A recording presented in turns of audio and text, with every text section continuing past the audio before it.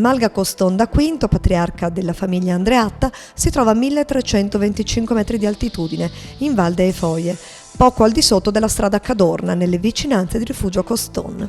Situata al centro di numerosi percorsi escursionistici particolarmente suggestivi sia per l'aspetto naturalistico che storico, la Malga è stata ristrutturata nel 1984, mantenendo intatta la struttura preesistente di valore storico ed architettonico.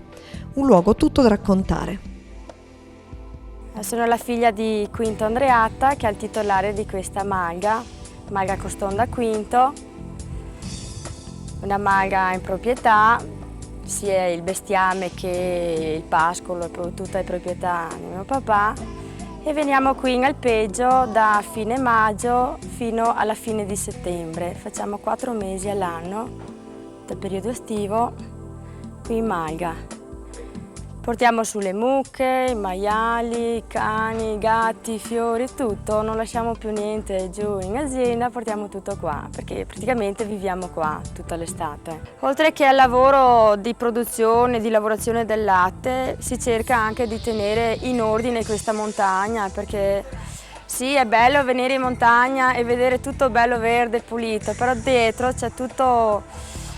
Le mucche che tengono puliti i pascoli, le persone che tagliano ste siepi che vengono su un po' da sole e se si lascia un po' trascurare si trova boschi dappertutto che poi quando veniamo in montagna diciamo che brutta.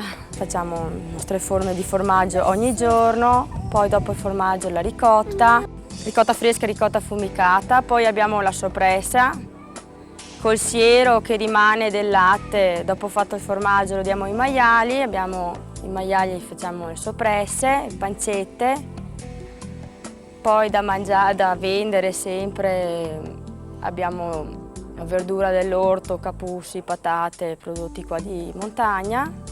Molti sono i prodotti freschi e naturali che la montagna produce, ma forse non sono sufficienti a garantire un domani ad un'attività che da sempre è un elemento portante dell'economia agricola e forestale della comunità delle Prealpi trevigiane. Vorrebbe qualche aiuto in più, che qui non c'è né corrente né acqua e sono le cose principali. Corrente dobbiamo farcela, è una grossa spesa farcela. Sempre nafta, sempre il gruppo che va, i pannelli solari, acqua, viviamo con l'acqua piovana, se piove buon, se no l'aspettiamo e poi qualche contributo in più, incentivare che venga più gente, venga in montagna perché è sempre meno, è una montagna un po' morta dal punto di vista turistico.